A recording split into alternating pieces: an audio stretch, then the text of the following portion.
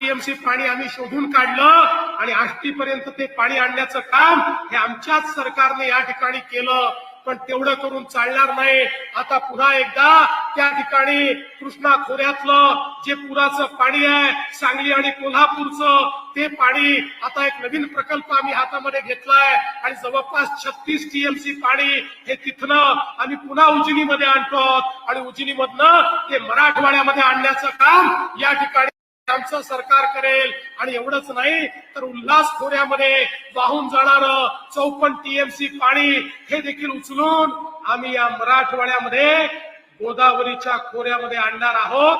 आणि गोदावरीच्या खोऱ्याला तुटीच्या खोऱ्यापासनं त्या ठिकाणी पाण्याचं खोरं बनवून त्यातनं संपूर्ण मराठवाड्यामध्ये पाण्याचं जाळं विणण्याचं काम आम्ही करणार आहोत. मराठवाड्यातला दुष्काळ हा भूतकाळ काळाचा निर्णय आम्ही घेतलेला आहे.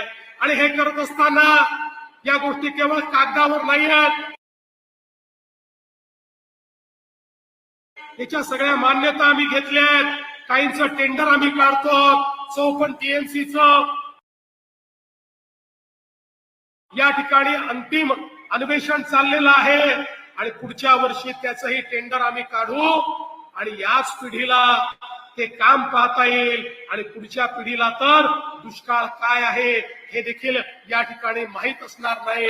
अशा प्रकारे मराठवाड्याचं चित्र बदलण्याचा प्रयत्न आमचा आहे. आणि म्हणून मी आपल्याला एवढंच सांगतो की आज सरकार सर्व परीने आपल्या पाठीशी आहे.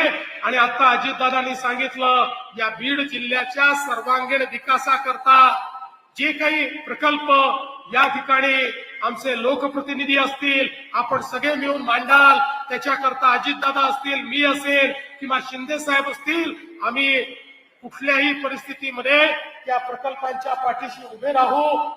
हात अकडता न घेता त्या प्रकल्पांना आवश्यक तो सर्व निधी आपण उपलब्ध करून देऊ, हा विश्वास मी आपल्या सर्वांना देतो. पुन्हा एकदा बीडकरांचं अतिशय मनापासून अभिनंदन करतो. ही रेल्वे पोचलेली नाही, ही विकासाची एक वाहिनी तुमच्यापर्यंत पोचली आहे, लक्षात ठेवा. जिथे रेल्वे पोचते तिथेच विकास पोचतो. त्यामुळे विकासाची वाहिनी तुमच्यापर्यंत पोचल्याबद्दल तुमचं मनापासून अभिनंदन करतो आणि माझं बोलणं संपवतो. धन्यवाद. जय हिंद, जय महाराष्ट्र. खूप खूप धन्यवाद सर, आपल्या मार्गदर्शनाबद्दल, प्रोत्साहनाबद्दल.